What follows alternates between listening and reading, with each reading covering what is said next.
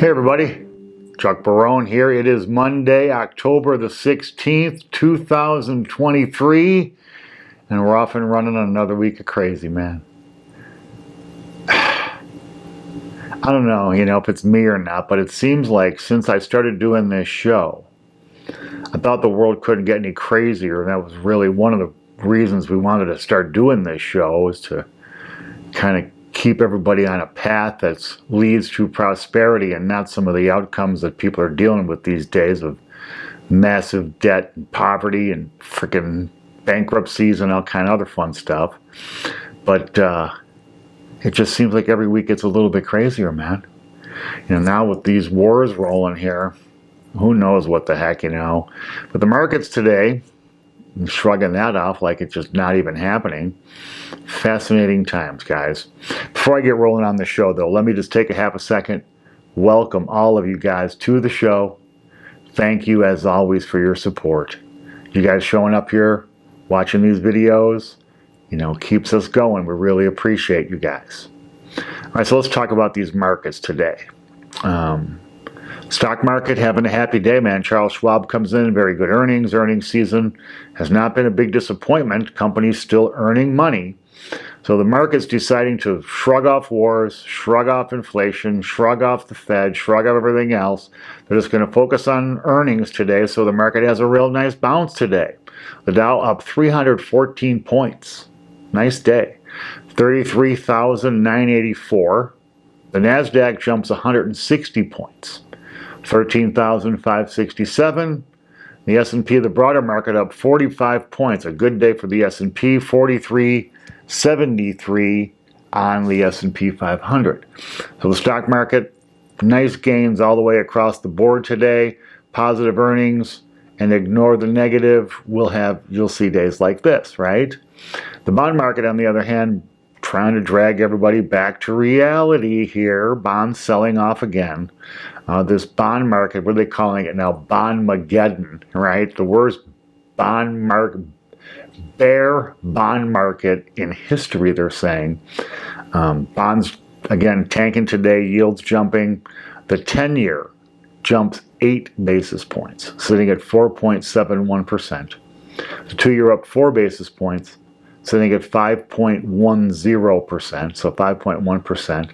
So now you got a, what is it, 39 basis points, the inversion narrowing, high, longer term rates climbing faster than shorter term rates, which are still climbing anyway. So you look at this and you think to yourself, okay, how is the economy and the government and everybody that's a slave to debt, that cannot function without layering on debt, even accumulating more debt to pay payments on old debt? What are these rates going to do, man? I was laughing. The U.S. Treasury now selling 30-year bonds. Sure, now that the rates are above 5, let's sell them. But when we get at rates at 2, let's not sell them. Let's go for shorter-term bonds because we can save even more. So the government just making a giant mess of this bond market. Way too much supply. Rates continuing to climb. Even though the market now starting to believe the Fed is done raising rates, the bond market still going higher. The dollar today down, actually down almost a half a point, down 46 basis points. Sitting still low, 106.21. So strong on the index, still the king of the hill as far as the dollars it's competing against, or the currencies it's competing against. And the dollar, there it is, still strong. Metals, with the strong dollar today, giving back some of the gains from last week. Gold falling $13, $1,919.50 for an ounce of gold. Silver down 15 cents, $22.58 for an ounce of silver. So still holding their own, man. I mean, gold rallying back up a little faster than silver. Silver actually still down about 10% from its peak. But both numbers holding up in the face of this incredibly strong dollar and all kind of negative economic news. Getting a little bit of a bounce, the safe haven bounce with these wars and everything, but the gold especially. I'd like to see silver get a little bit more of a bounce. I think as working people decide they want to shelter some of their value of their, their savings, I think that you're going to see silver get a little bit of a bounce. I think people with less money to invest, would you rather have, 40 ounces of silver or a half ounce of gold? So people, I think, some people like that bulkiness, going to buy silver instead of gold. Oil today. Well, oil's been a big pain in my butt, man. I've been wrong about oil. I hate that. But oil down today. Sit down just 62 cents. Still sitting $87.07 for a barrel of West Texas Intermediate. Price is way too high. We had this big spike last week, of course, with this Middle East war adding to the uncertainties. But oil was down around $82. I was thinking we might even see oil in the 70s again until Gaza. So here we go with oil, $87.07. And Bitcoin today has a good day, up $1,541, 28,606 for Bitcoin right now, was actually up close to 30,000 earlier today.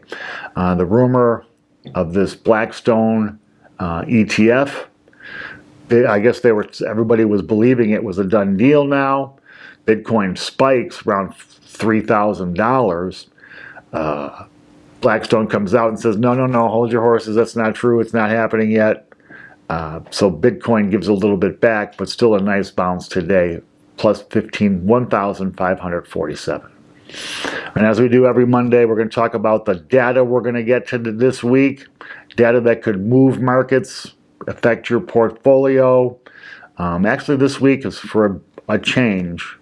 Everything's kind of front-loaded in the beginning of the week, so we'll see how this market's going to be a bouncy one this week, though. Today we get Empire manufacturing data. I have not seen that yet, but they're expecting it to be pretty negative report, down 6. Last month was up 1.9 on the index, so we'll see where that one goes when we get the report. I have not seen that yet. Tomorrow, we're going to get some pretty big data dump tomorrow. We'll get business inventories, which are expected to be higher.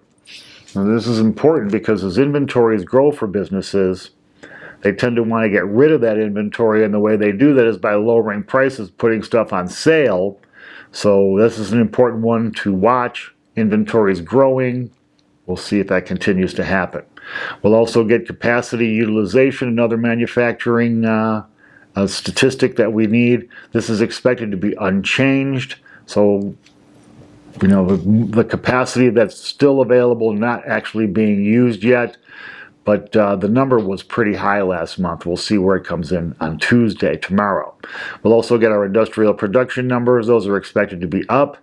And we're going to get retail sales, which are expected to be down pretty dramatically from last month. Last month rising 0.6%.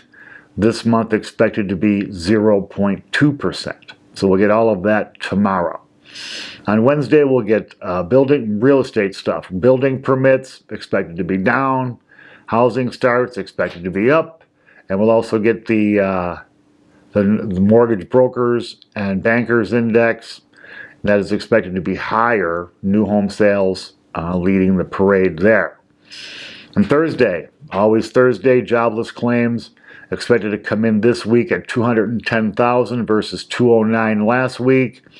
We'll also get existing home sales, which are expected to be down because of no inventory. We'll get the Philly Fed report. That's expected to be down. We'll get the mortgage rates numbers. Expected Thursday to be closing for a 30-year mortgage at 7.6%. Yikes! And on Friday, go figure, no new data coming on Friday, quiet day. They never are, but we'll see how that, because it's the end of the week, so there's usually something. Somebody's dumping some negative on Fridays. But it's going to be an interesting week because we'll get some real and interesting stuff tomorrow. We'll see if the market reacts to that. If it doesn't, they'll explain why and what they are looking at. So we'll be keeping an eye on things, bringing you guys what the market's interpretation of all of this is. None of this really looks like great news to me. They're expecting jobs to be strong, retail sales coming down, mortgage rates high, the indexes, Empire Manufacturing down, Philly Fed down. I don't know. It just doesn't seem like the economy is sizzling along. And you look at the stock market and you think, well, the market thinks it will. It is. We'll see. It's going to be a fascinating week. News you guys need today, there's just a couple quick things. This article was really interesting, talking about the Gen Z young people really now just making up their mind to cut back on spending. Now, these young kids are pretty disciplined. These are the kids between ages 18 and 26. And they are tightening their belts up because of this inflation. They polled, I think it was around 1,500 of these kids. 43% of those kids polled said they're cutting out restaurants to save money. 40% spending less on clothes. A full third, 33%, said they're cutting their grocery expenditures only to essentials, nothing extra.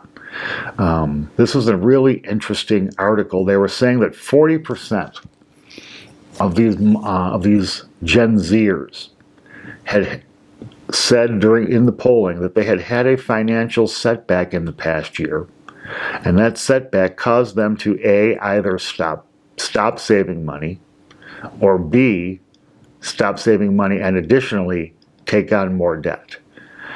So these guys are making up their mind that the time to start saving is now.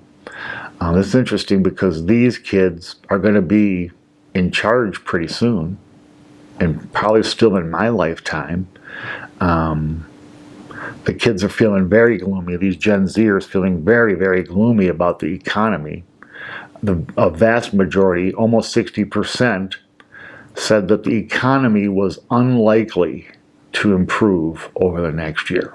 So they're seeing just kind of where we are now. Everybody says how great everything is, but nobody really feels like it is, right? So these kids cutting back. At the same time, baby boomers are increasing their spending. Baby boomers spending up 5%.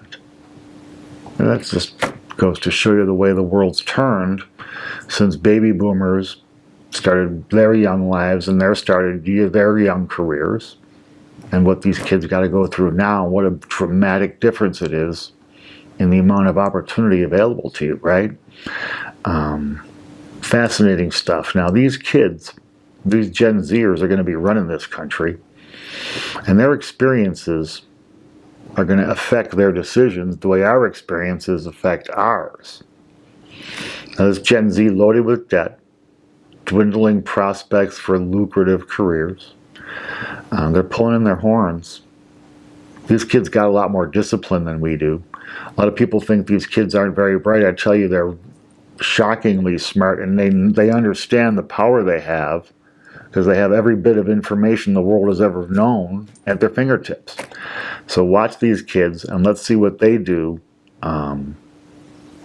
Because interestingly enough, advertisers, man, we all watch TV, we all are into the media and marketing. The target market for almost every advertiser is these Gen Z kids, 18 to 26. They're the ones who don't have bills yet and are supposed to be the spenders.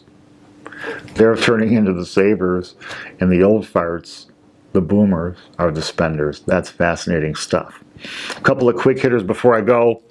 I read an article today, really interesting, U.S. oil production. Okay, now most people think that we gave up our energy independence and blah, blah, blah, and have all this propaganda in their brains. Here's the deal, guys. U.S. oil production hits an all-time high, 13.2 million barrels per day. I don't think that's enough to even satisfy our own consumption, but it is number one in the world. Interesting. I did not realize that. Also, I read this sad story today. Argentina raised their interest rates. Listen to this, guys. They raised their interest rate to 133%. Whoa, that's a big number, man. 133%. Inflation in Argentina was 12.7% just last month. Their year-to-year inflation, 140%. Can you imagine that? So something that was $1 last year is $2.40 this year. No wonder they want rates at 133%. They need to literally cause a depression there and some kind of massive deflation to manage this. I mean, 12.7% inflation in 1 month. Well, guys, as bad as we think we got it over here, I guess it could be a lot worse. Tomorrow going to be a big day, a lot of data coming tomorrow. We're going to be back to bring you guys the news you need. That's it for the day. Interesting stuff. But tomorrow we'll get to the nuts and bolts of real data to talk about. We'll be here to bring you the news you need. Till then, everybody, take care.